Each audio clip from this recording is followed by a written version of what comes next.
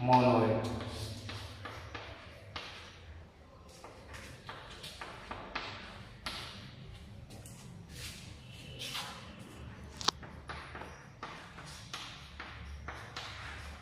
कोई semi group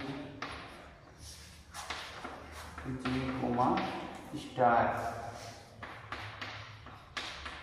monoid कहलाएगा यदि, अब यहां तक तो मैंने लिखा है कोई सेमी ग्रुप, इसका मतलब वो सेमी ग्रुप की प्रॉपर्टी तो सेटिस्फाई करेगा ही करेगा। कौन सा? स्टार जी में क्या है? लीचर संक्रिया है और साहचर्य नियम का पालन होगा, तभी के सेमी ग्रुप हुआ। कहलाएगा यदि there exist E belong to G such that A star E is equal to A is equal to E star A for every A belong to G। इससे क्या तात्पर्य हुआ? इसका अर्थ ये हुआ कि G में एक अवयव E ऐसा होना चाहिए जिसकी हम किसी से भी संक्रिया करें, किसी से मतलब G के किसी भी अवयव से संक्रिया करें तो वो ही अवयव आ जाता है। E की संक्रिया किसी की A से तो यह है।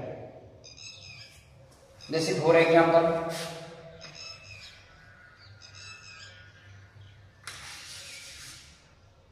मैं जैसे Z सेट है और प्लस संक्रिया है, इसमें एक बात करता हूं। Z क्या होता है?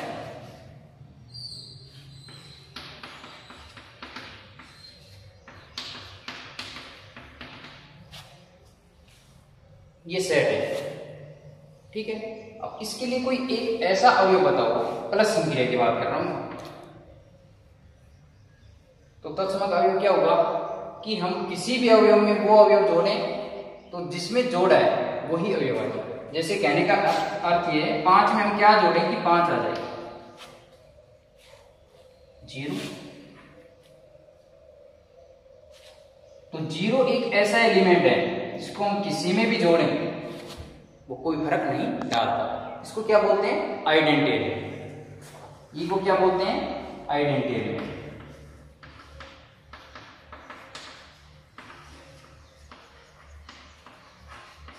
तत्समक अवयव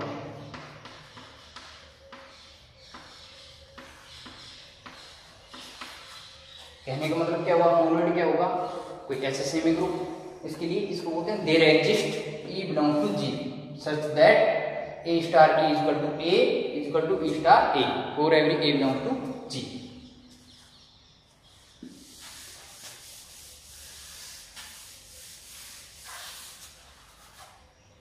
अब हम इस पे चर्चा करते हैं कि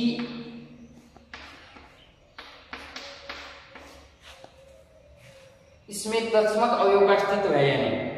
तत्समक अवयव का अस्तित्व है या नहीं, तो हम नेचुरल नंबर, कोई भी नेचुरल नंबर लेते हैं, जैसे कि मैंने 11 लिया, इसमें मैं क्या जोड़ूं कि 11 आ जाए, तो आप कहोगे कि 0,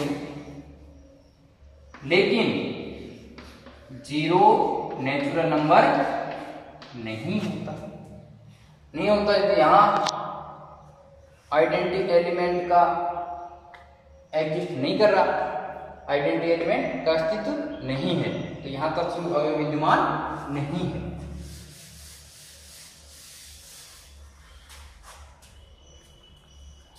अब हम पढ़ते हैं ग्रुप।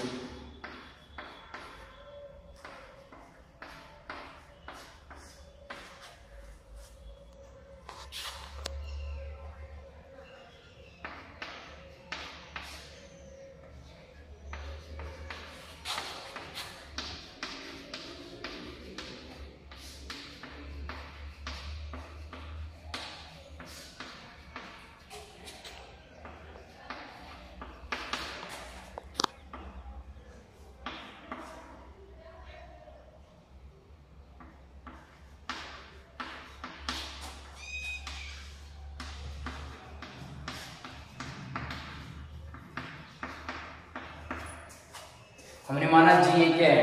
एरिक समुच्चय है और स्टार जी में द्विचर संक्रिया है, तो ग्रुप क्या रहेगा?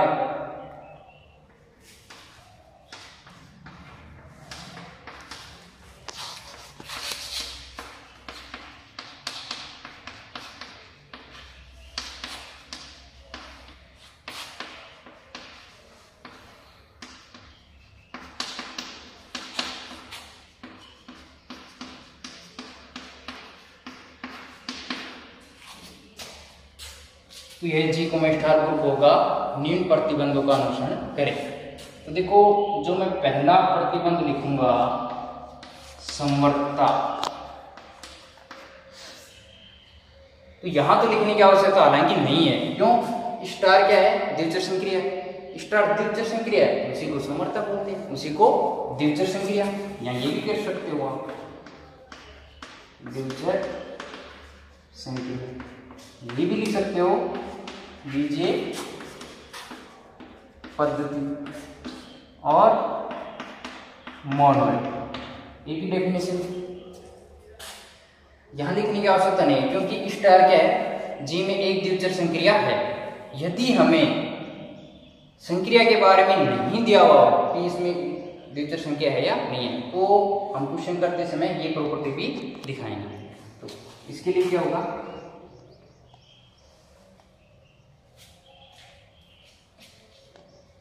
माना A, B belong to G, तो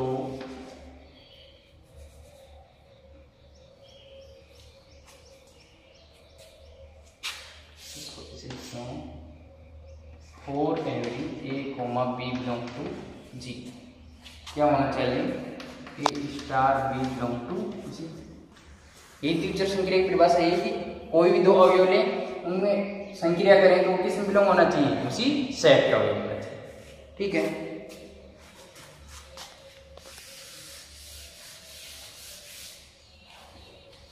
सेकंड प्रॉपर्टी का लिखते हैं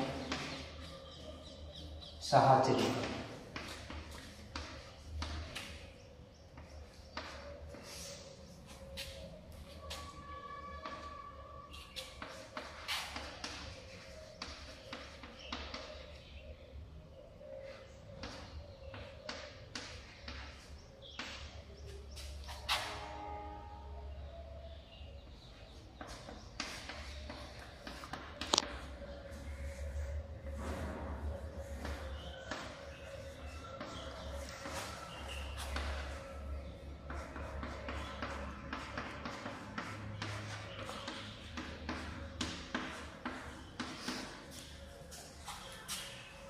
साहचर्यता प्रॉपर्टी ये भी पहले बता चुका हूं मैं, किसमें? सेमी ग्रुप में यही बताया था। ठीक है, तो साहचर्यता प्रॉपर्टी को संतुष्ट करना चाहिए। इसके बाद क्या आता है? तत्समक अवयव का अस्तित्व।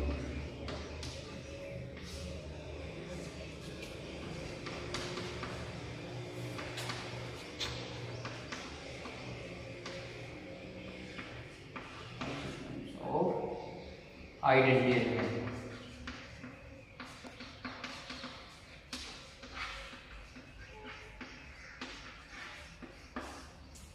Existence of identity element. So there exist E belong to G such that A star E is equal to A equal to E star for every A belong to G। ये पहले बता चुका हूँ आपको कि G में कोई एक ऐसा अवयव होना चाहिए जो कि ये प्रॉपर्टी रखता हो, अर्थात उसको किसी से भी संक्रिया करें तो वो ही अवयव आना चाहिए। ये ई क्या कहलाता है यहाँ? Identity element.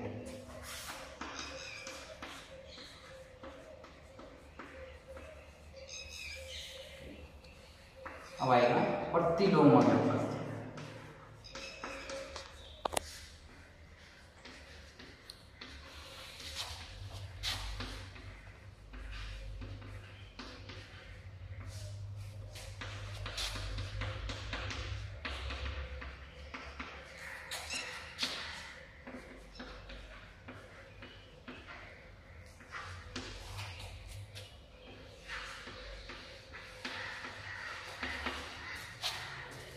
प्रतिलोम अवयव का अस्तित्व, इसके लिए क्या होगा?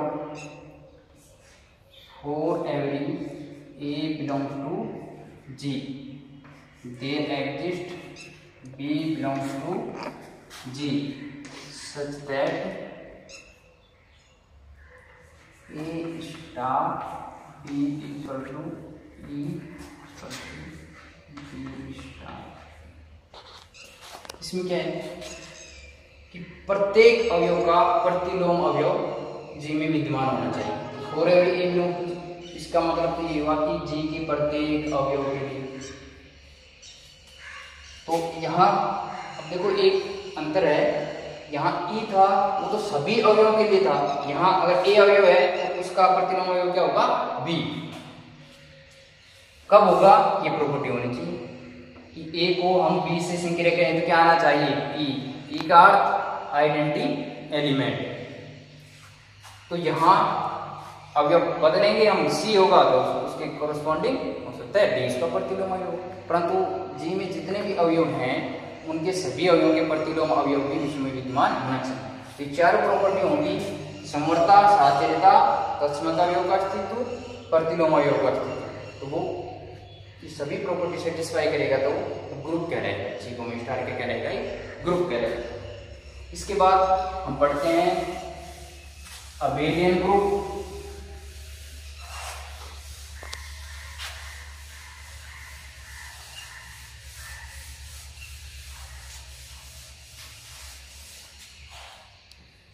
या उसको आबेली ग्रुप भी बोलते हैं।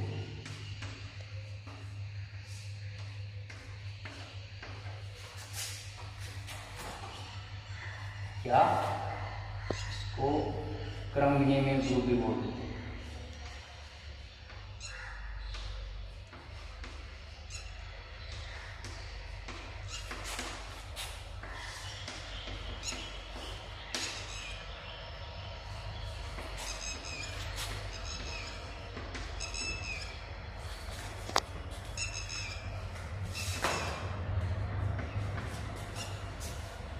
इसको अबेलियन ग्रुप इसलिए बोलते हैं कि आपल नाम की वैज्ञानिक ने इसका कंसेप्ट दिया था, तो इसको अबेलियन ग्रुप।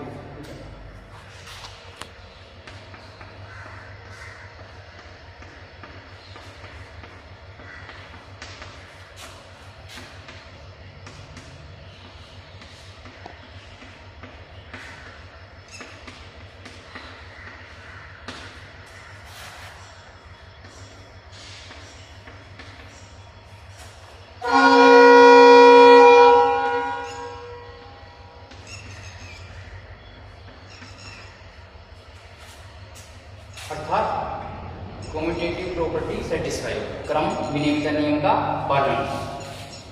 कोई भी दो अवयव लें उनमें ए स्टार बी करें या फिर बी स्टार ए, वो इक्वल है, उसका मतलब वो क्या है, अबेलियन। Thank you. और हम अब नेक्स्ट क्लास में पढ़ेंगे।